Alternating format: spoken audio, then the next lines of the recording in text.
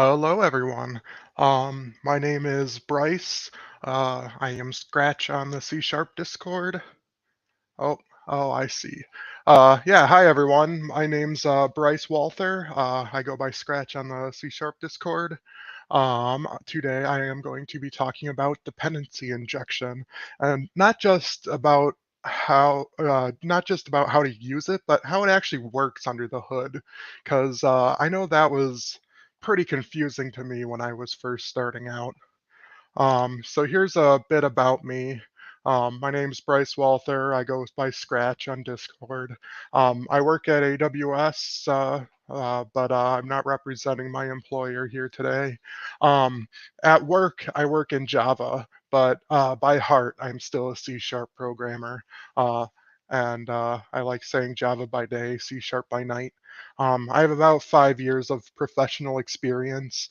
And also on the side, a bit before then, I made and released a game on Steam. And when I was developing that game, that's when I started like learning and actually understanding dependency injection. So I'm gonna show you guys a bit of code from that as an example later on in this talk. Um, so yeah, so the two terms I'm going to talk about are inversion of control and dependency injection. They are really focused on decoupling your code. But what's decoupling then? Um, what that means is you're abstracting your dependencies, so you don't depend on like specific classes.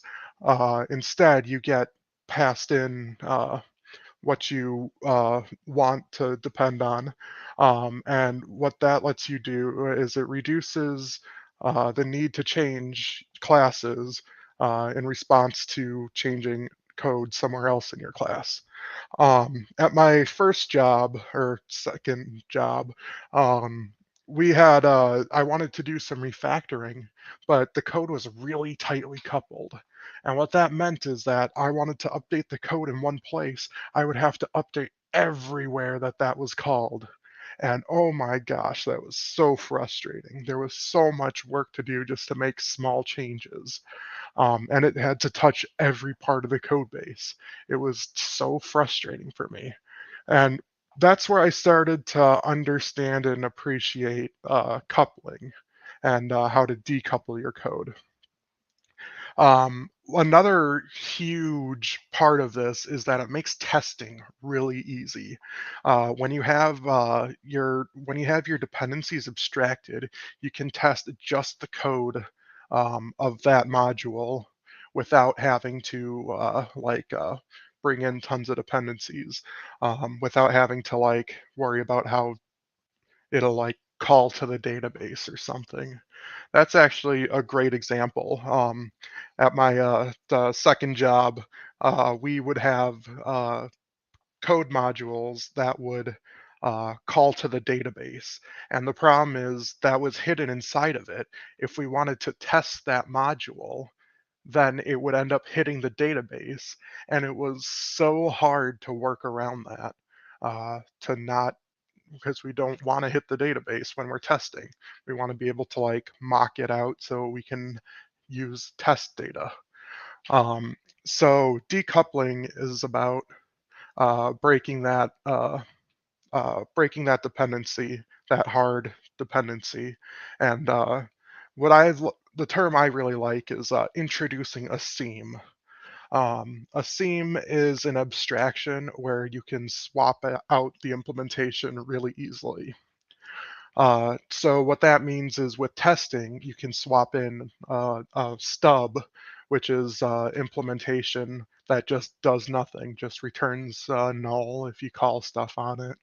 Um, and that's really useful for testing purposes, or you can pass in a mock that returns test data. Um, okay, I think that's all the points. Oh yeah, it allows for composing your behavior. Um, so let's say you have like a business logic class, and it's responsible for performing the business logic. And then you have a dependency that it depends on that saves data to some data store. What this lets you do is you can keep your business logic the same and swap out the implementation of how you save your data. So you could save it to file, you could save it to the database just by changing how you're composing these classes. And it allows for great flexibility, and it's really cool. I really like it. So yeah, that's decoupling. The next thing is inversion of control. Traditionally, code is written from top down, from more abstract functions, uh, getting into more and more specific lower level implementations. An example of that was when you have like a service call function that then saves to the database. Um, it just news up a database connection, does its writing, and that's it. But the problem is you're depending on always wanting to write to a database. With inversion of control, it's literally inverting this. Instead of depending on more specific definitions, more specific implementations, you're raising that dependency up. You're getting it passed in instead. You're depending on an abstraction. You're depending on an interface. And what this lets you do is you can pass in different implementations.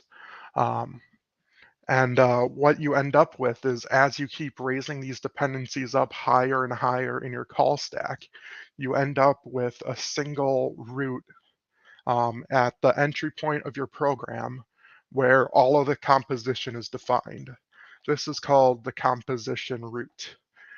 So you'll see, I'll show you some examples of that later on, but it's pretty much where you define like which dependencies your classes have uh, and how to get them. Um, and this lets you another thing that's really interesting is you'll have one composition root per entry point into your program, and you can have different different entry points with different composition roots. So sometimes you'll see for testing that you'll like have another composition root that has test classes defined like mocks and stubs, so that way like you're not hitting the database but still using the same other live components and test in your tests. So yeah, inversion of control is about lifting your dependencies up and depending on abstractions. So there are a few different mechanisms for inversion of control. One of these is service location. Um, so a service locator is a class that's passed around that you can call and request an instance from. You can request any type from it. There are some big caveats with this, and it's generally not recommended. Um, Dependency injection is another method of achieving inversion of control. And also, like the template design pattern is another method. Um, I just stole that example from Wikipedia. I don't know if I really agree with it, but it was there, so I'm putting it here. Um, Dependency injection is just one form of achieving inversion of control. Um, so service location, when you see that, usually you'll see like a DI container being passed around, maybe a static instance of a container, and everything, whenever it needs a dependency, will request from the static instance. The problem is that there's no context there, um, and it gets to be really unwieldy really quick. Um, but it can be suitable in some cases. Pretty much just be extremely careful around service locators. It's really easy to make a mess of things. Um, so then there's dependency injection. There's a few different forms. There's parameter injection and constructor injection. So dependency injection means that something is passing into your class what your dependencies are. So constructor injection means that that's passed in at construction time. So your class constructor has parameters of which dependencies it has, and something populates those. You could do it yourself if you want, and pass in those dependencies. There's also parameter injection, where you have fields in your class, and the DI container uses reflection to assign those. I personally don't like that. It's I mentioned that I do Java by day. Doing parameter injection, field injection, is extremely common in Java, and I despise it. Um, so one of the big benefits about constructor injection is that it specifies that these dependencies are required to instantiate this class. You cannot instantiate the class without providing them. And with parameter injection, it's common to have private fields, and you cannot set those on a new instance without using reflection, without using a container. So constructor injection I like for being explicit and flexible. You can instantiate the classes yourselves without needing a container. Then the template design pattern, that's where you have an abstract class that defines a method that calls other virtual functions, and then you have various classes that derive from that and define different behaviors. Um, that it's really hard to compose dependencies when you have that. Composition gets to be very difficult. So it's really hard to build up your behavior from various classes. So yeah, I mentioned a DI container. So all this is imagine it like a black box that creates classes. You say, hey container, I want uh, what is it, track player. So in this case, this example for my game, this is a music player. It plays music tracks.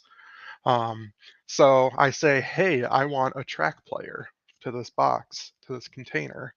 And it says, okay, here you go. And I don't care if it created a new one. I don't care if it's the same one that it gave everyone else. I don't care if it's the same one each time. That's all up to the container to decide.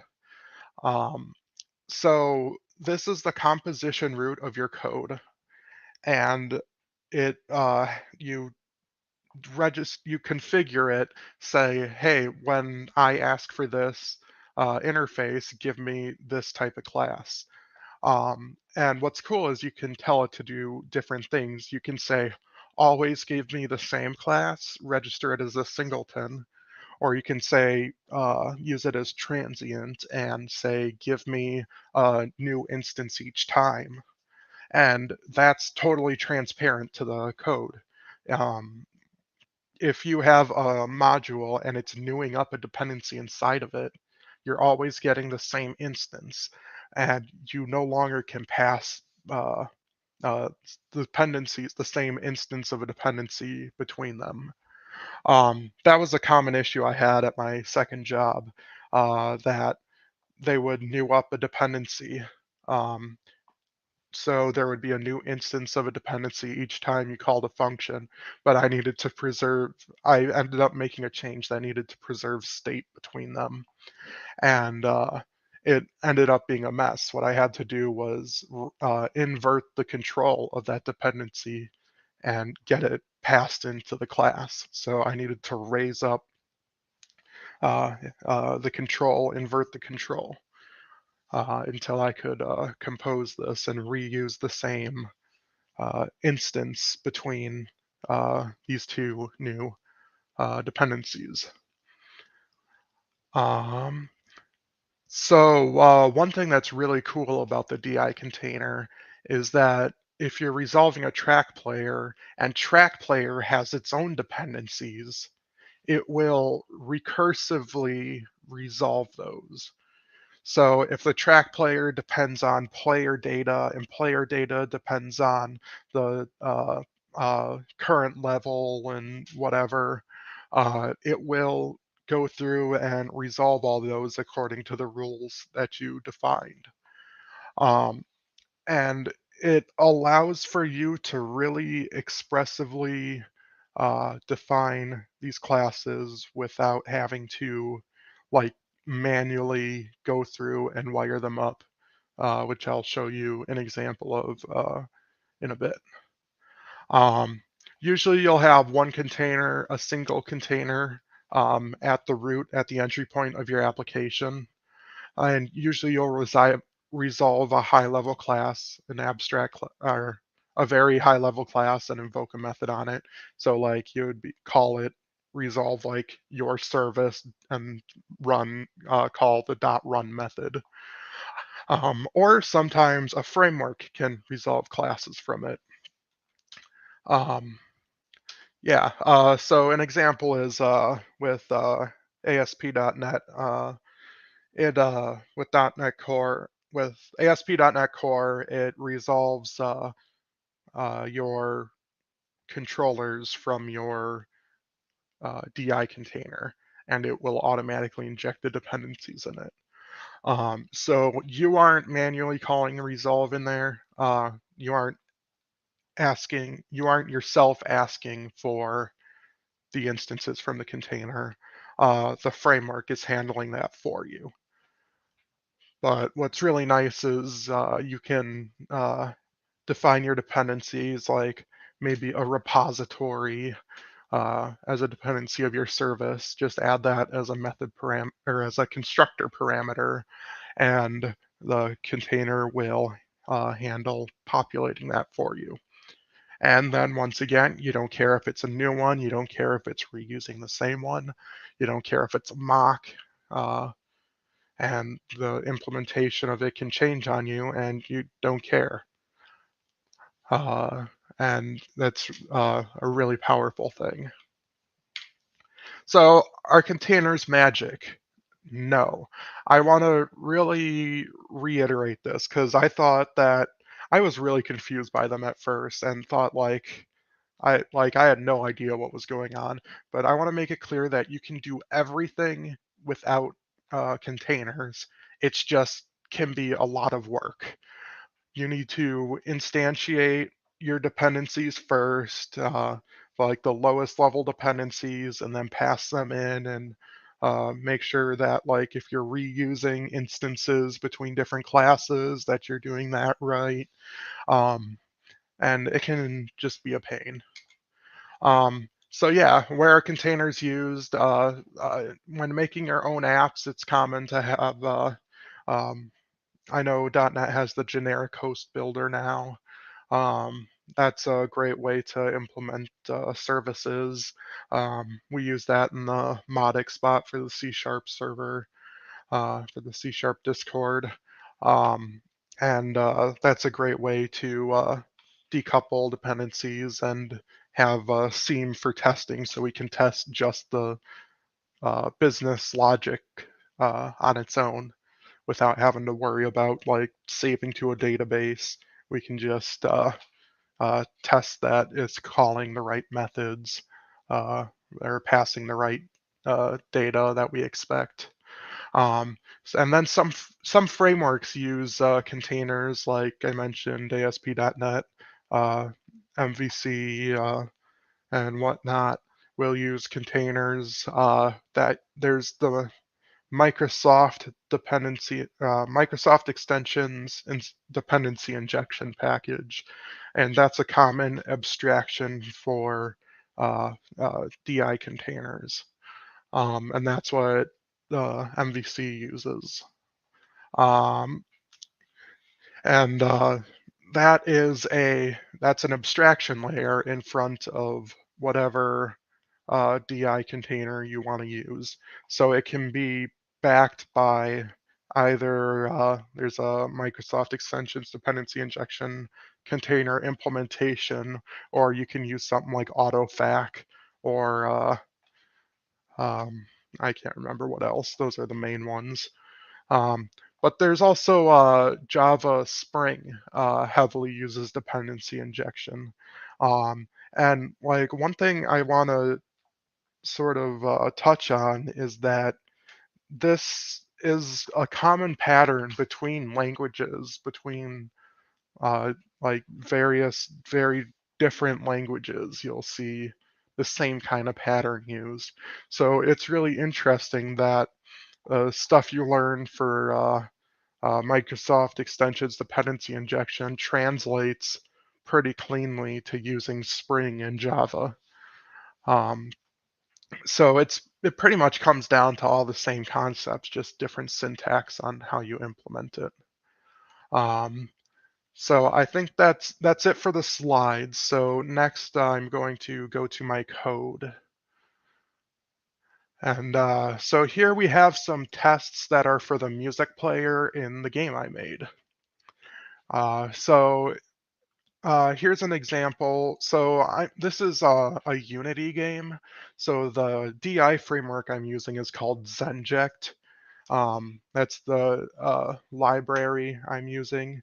It's similar to Ninject, which is an older DI container.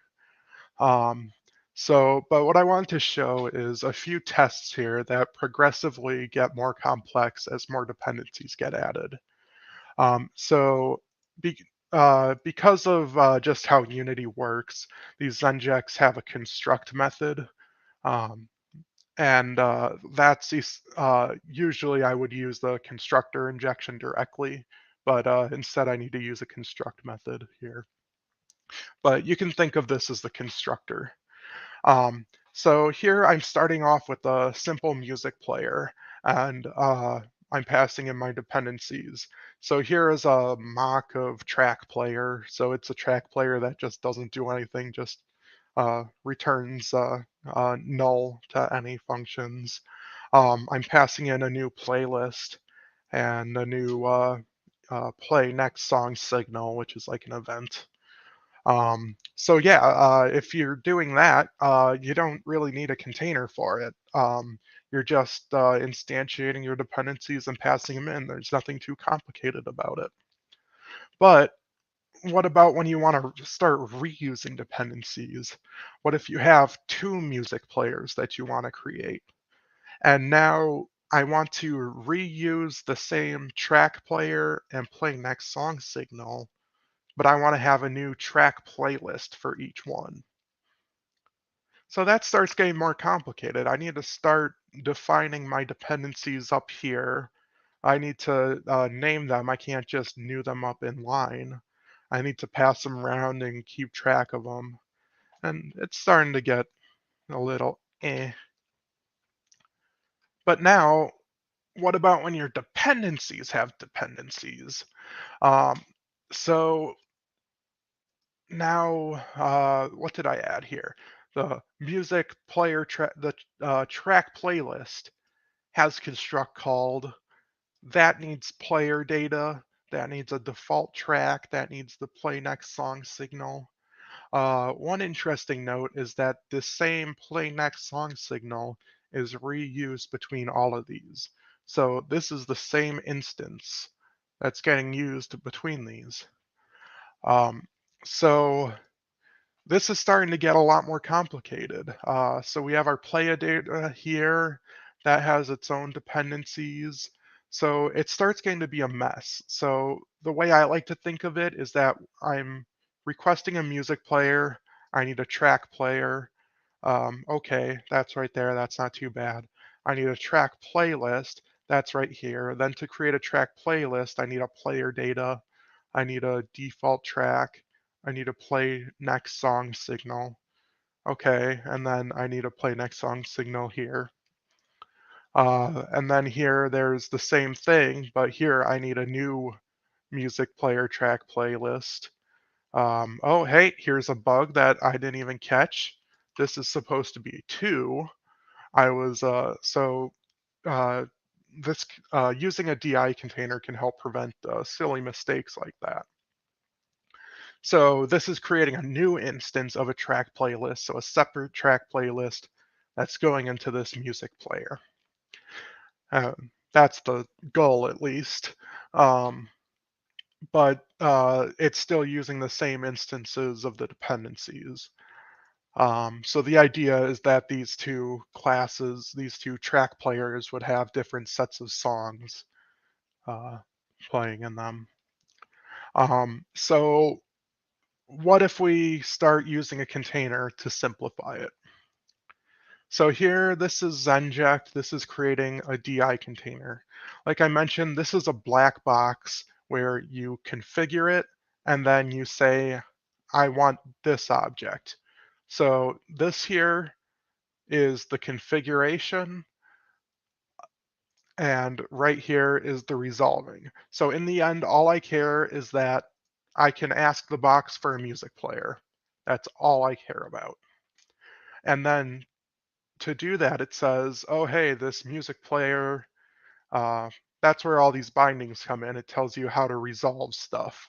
So it says for this music player, this is saying to self as transient.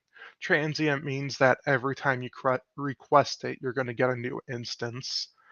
Single means it's a singleton. Every time you request it, you're going to get the same instance. So this is saying, so every time I request a music player, create a new one. And then it'll also bind its dependencies. So when I look for a music player, it's going to say, oh, hey, I need a track player, a track playlist, and a play next song signal. So it'll recursively look for those.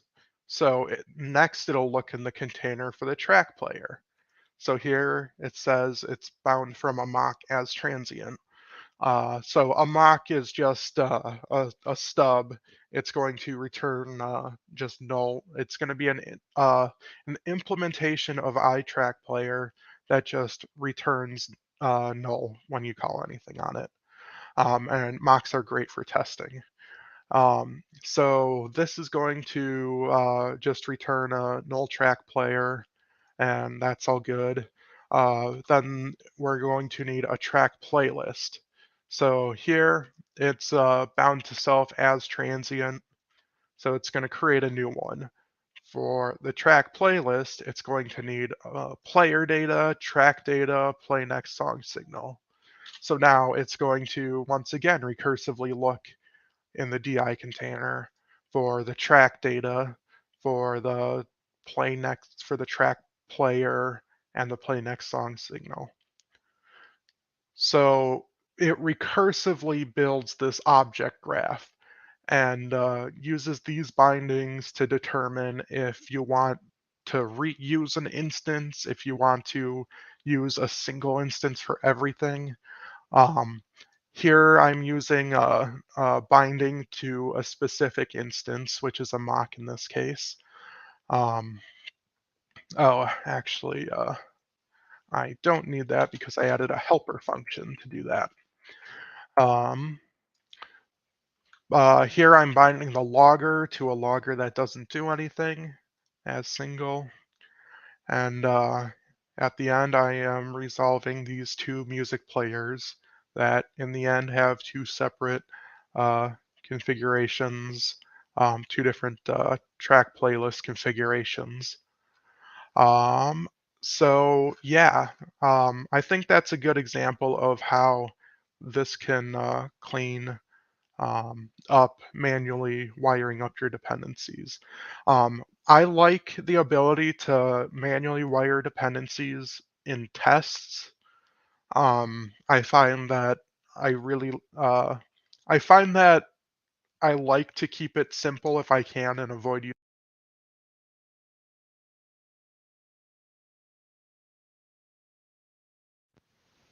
Okay, sorry, my headset shut off there. Um, yeah, I like being able to use tests and create everything within the test without needing a container if possible. Uh, and once it starts getting unwieldy like this, that's a sign that you're doing too much in your test. So if it looked something like this, that's fine. That's not too bad. And I like that because then you're not going to have to worry about your container, your configuration, um, which implementations it's using. Uh, it's all clear within your test. Um, but yeah, you can see as you start getting more complex needs, more complex implementations, it starts to you start wanting to a way to simplify it, and that's what a container lets you do.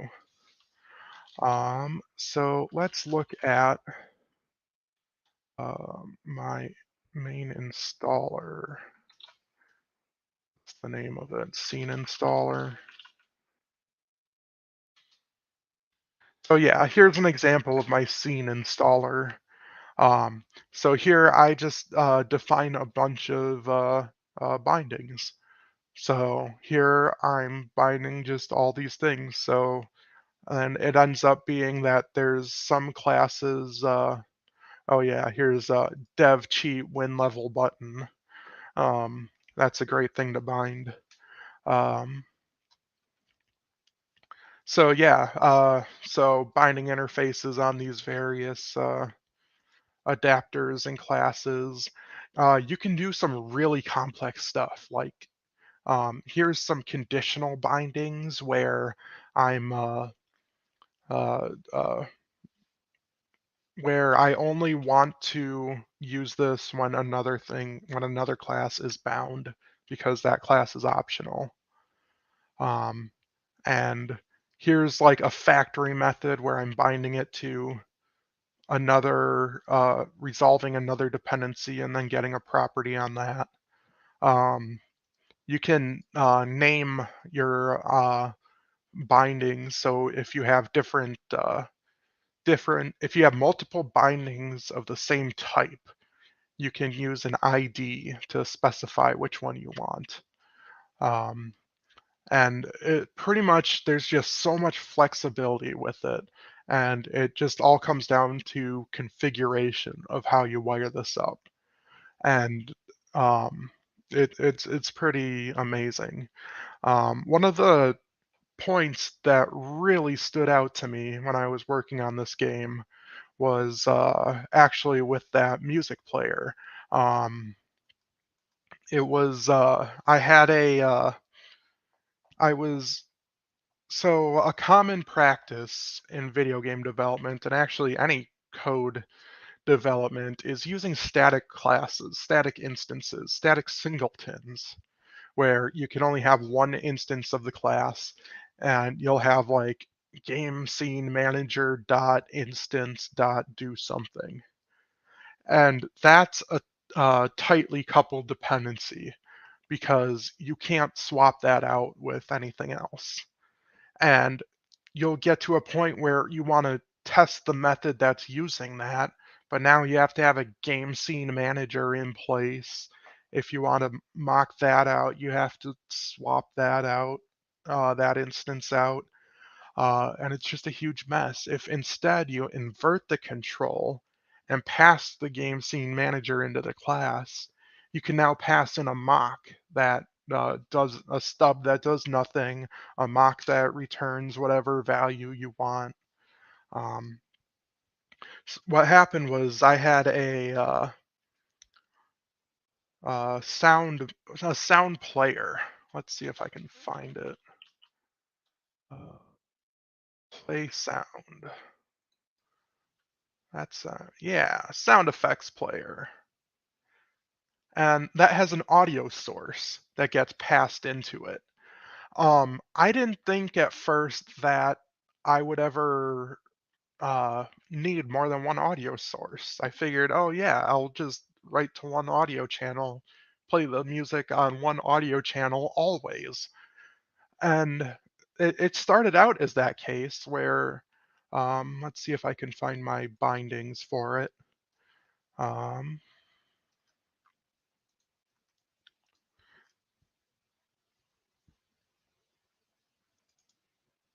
find usages, Zenject.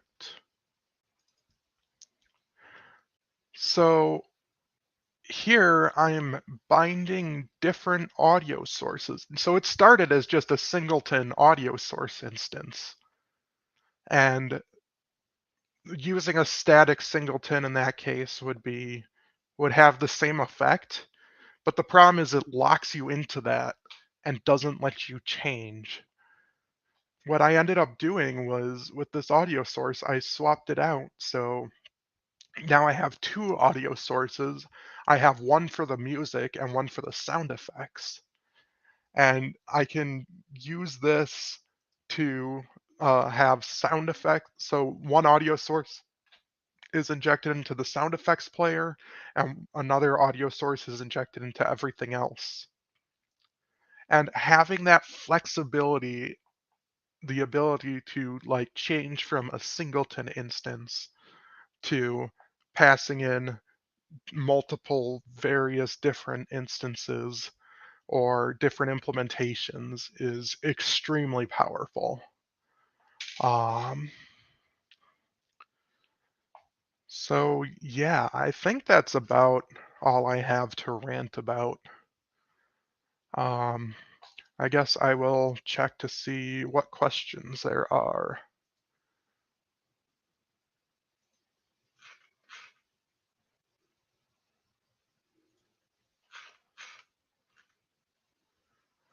What is your opinion of tightly coupling to your DI container? So yeah, so that's where you're saying dependencies.instance.resolve. That's what I call a static service locator, and I find that to be that's really bad. So I find that uh, they can't. Uh, it gets painful because you lose a lot of context when you're resolving. So it's really weird that I'm doing this in this case when injected into, when not injected into, to determine which audio source to use. There might be a better way, but if you're using a static service locator, you don't have that context. It also makes it really hard to swap out dependencies because if you want to like test my service in isolation, now you have to instantiate your container and then like reconfigure some dependency. Uh, and it gets to be really painful, I find. Yes, I do find that to be uh, a code smell. Um, I recommend instead refactoring that to take some dependency in through the constructor. You're instead lifting that dependency, inverting that control. Um, and I think that's a great idea, a great way to fix that, to improve it. And that's what I started working towards on at my second job. I worked on raising those dependencies to reduce the use of the static service location. Okay, next question. Can you use the new required keyword with DI instead of a true constructor? So usually you want to be careful with your use of new when you're using DI. So you can use true constructors, but that means that you're going to have a tight dependency on that class. That can be fine for simple classes.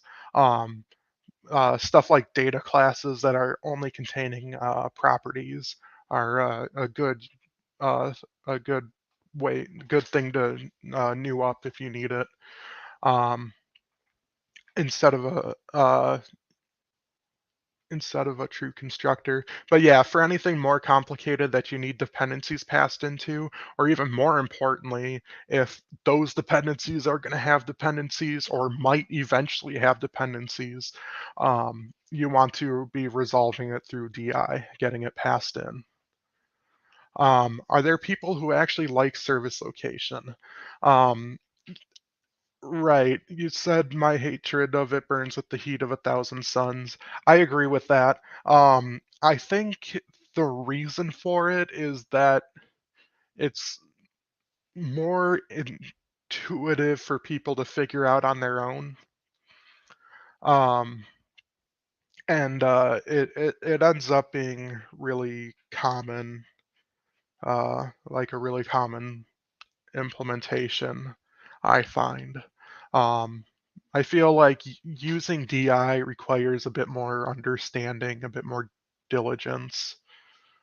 Um, but yeah, service location. In my code base, there were some points where um, I couldn't raise my dependencies up any higher for one reason or another, usually because it was being instantiated by a framework that wasn't using the DI container. And at that point, I used service location by passing in the container to those classes. Um, so yeah, I tried avoiding that as much as possible, but there was a point where I needed that just to work around being in a legacy code base. Next one, question from YouTube. Can values be injected using setters in addition to constructor and parameter injections mentioned? Yes, they can. So pretty much it's just using the container, it's just using reflection, just iterating over either the constructor arguments or the properties in the class or fields in the class, maybe looking for attributes. Um, just whatever to find whatever it needs to uh, uh, bind. You can also configure that binding sometimes, and that might be useful if you want to customize, if you want custom attributes like like don't inject this argument. Um, so does DI have a place outside of ASP.NET and related fields? What kind of architectures benefit the most from DI? Yes, so it's definitely useful outside of ASP.NET. I think it gets to be useful whenever you need to compose your dependencies. So like if you have a like a command line tool or something, or for I mentioned Formatics. Yeah, Formatics for the Discord bot. That functions sort of similar to uh, MVC, I guess, where it the container or where the framework resolves from the container that we configure. But yeah, you can use it on your own for console tools. It's pretty much anywhere that you're going to need complicated dependency configuration um, or like nested dependencies. Um, I really love it. I really love that I can just add a dependency without having to touch everything that depends on it. Um, and I find that to be really useful. What's your opinion? Oh, yep, that's the one I answered. I haven't heard of DI being used much in game dev before. Doesn't DI entail a lot of allocations and overhead, which may not be desirable within game development? Generally, yes. The game I made is a 2D tile game. It's a puzzle game. It is not very intensive, so um, I wasn't too worried about memory usage. It's actually a fun story about that. When the game first released, there was a complaint on the forum that it like really quickly killed the battery on a dude's laptop, and it turned out I forgot to enable VSync, and the menu was running at 500 FPS, as fast as it could render. So it can entail a lot of allocations. One thing that's cool is I'm using an older version of Zenject, and there's a newer one now. It actually lets you bake the reflection and like compile your dependency graph building ahead of time. So it doesn't need to do that reflection at runtime. And that can cut significant time out of startup. Um, What else? Do you have any advice for someone who would like to gain some practice with containers without Unity? Um, yeah, so I think starting with a small project with a couple classes is a good place to start. I recommend you start with it's called Pure DI, which is the uh, Solution1 music player tests. So this is called Pure DI, which is a term coined by Mark Seaman, who has a lot of uh,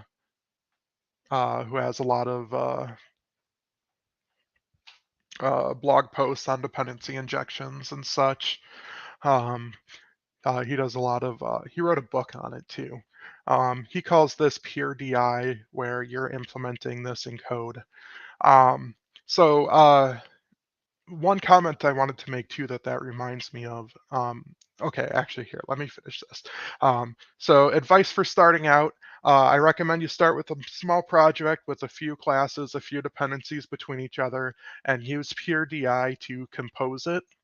And then once you do that, you should work on implementing a container next and translate your pure DI into a container, into using a container. The Microsoft extensions DI, dependency injection, is very straightforward to start using and a great place to implement in your small projects. Um, and it's pretty simple just to start out with this. Just instantiate a container, declare your bindings, and resolve your instance. One thing I want to mention though is that usually you'll have like a top level class, like maybe like a main program dot run, and then you'll set up all your bindings, then you'll resolve main program from your container, and then call run on that. So yeah, I recommend starting with pure DI and then translating that to using a container. And I think that will help you more mentally understand how the container works. Where do factories fit in if you use DI containers? I actually use factories quite a bit. So I think of, okay, so one of the points that Mark Seaman makes is that uh, uh, there's that DI tag in the C# server that says that dependency injection is really just a fancy term for passing a parameter.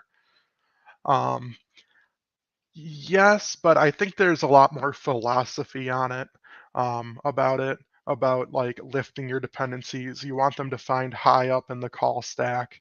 I think there's more like inversion of control about it. Um, but where do factories fit in? So I've done a bit of functional programming. You can think of it. You can think of factories as when you have these. So these are defined. These dependencies are defined at your composition root, at the top of your application.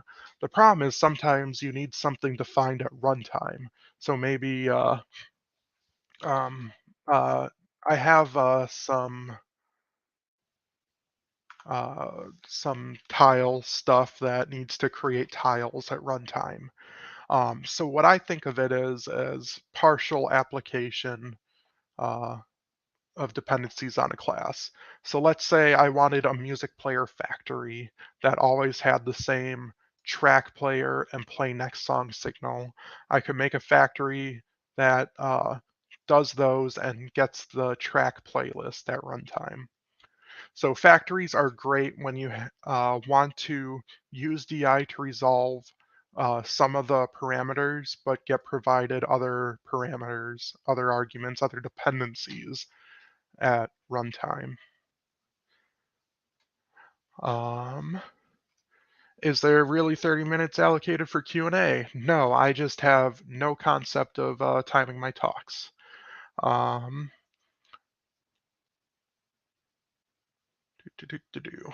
yeah, any other questions for me?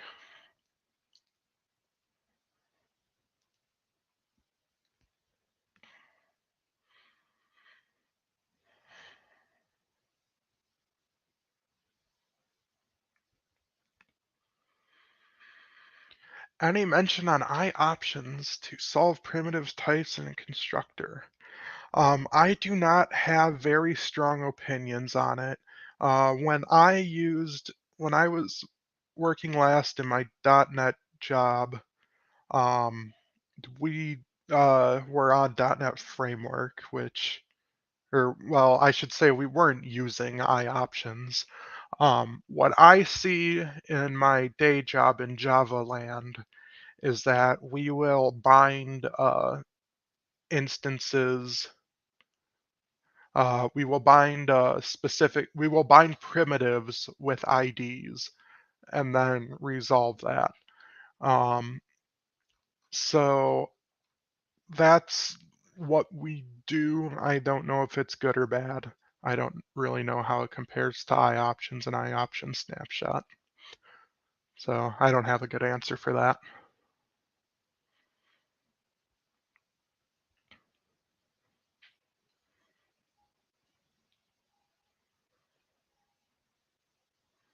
Oh yeah, and when I say we do it, I mean I don't know. I haven't decided mentally if that's a good thing or not. I think it might be better to have a data class that contains those as properties rather than primitives. I do not think I'm so good. Uh, I have a lot of practice. Like I worked on this game for a long time, and I learned a lot of DI on the way, and it came in to be super useful. And I planned, and I was able to apply that to my day job.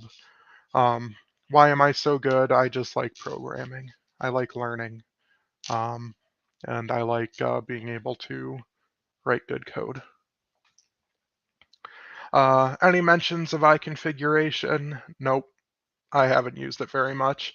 Um, I've used it very little. I don't know too much about it. Um,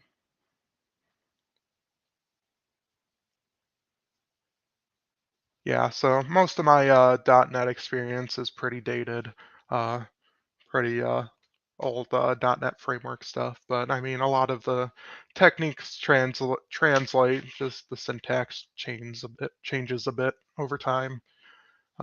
Like going from .NET Framework with Ninject to .NET Core with Microsoft Extensions Dependency Injection.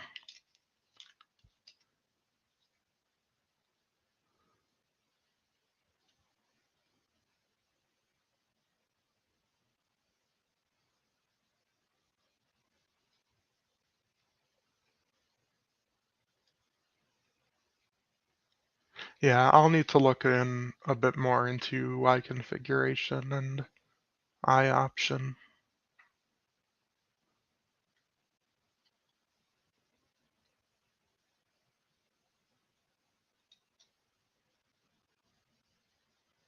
Yeah, what I like about that is um, I think I did use that a bit for yeah, aggregating multiple sources of configuration like and var app settings, app config, CLI. What's really nice is pretty similar about uh, is that it provides flexibility. So then you can write tests then that can pass in your configuration, your those key value pairs. Um, and I like having that flexibility. Um, so what I've seen from a lot of people, especially beginners, is that there's stigma around DI being big, bulky, and complex. Where do you think that comes from? Generally, containers can be hard to configure. Um, can be they can be a bit hard to configure. Um, they use they usually use a lot of reflection, uh, and uh, that can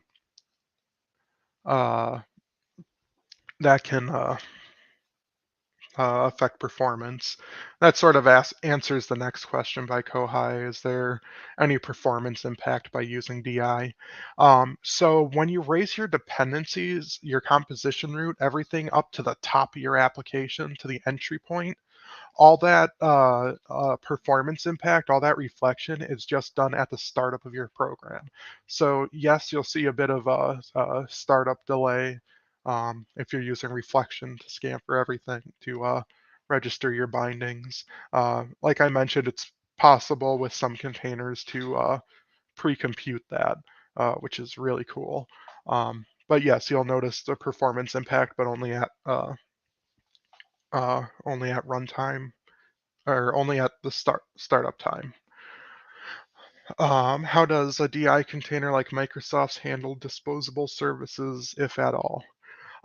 So one thing that's cool is you can register multiple uh, implementations for a class with most containers and resolve them as a list.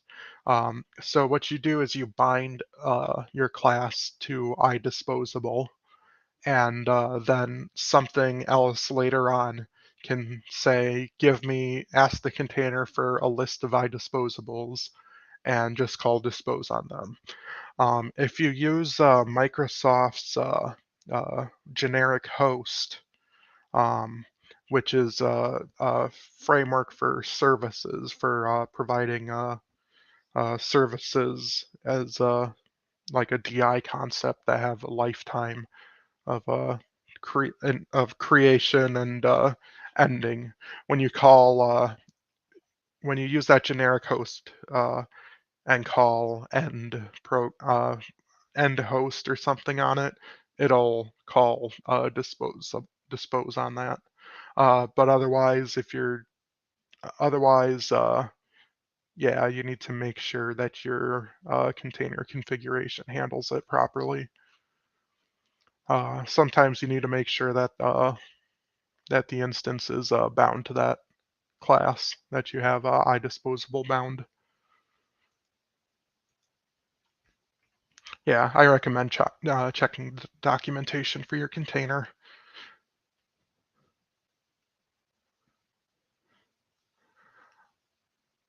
Okay. All right. Thank you everyone for coming. If you have any questions later on, feel free to ping me on Discord. I am Scratch, and I am always way too frequently online. Um, I also want to shout out the architecture channel, which is a great place if you have more complicated questions about how to break down your code and do this kind of stuff, wire it up. So, all right. Thank you, everyone. Have a great day.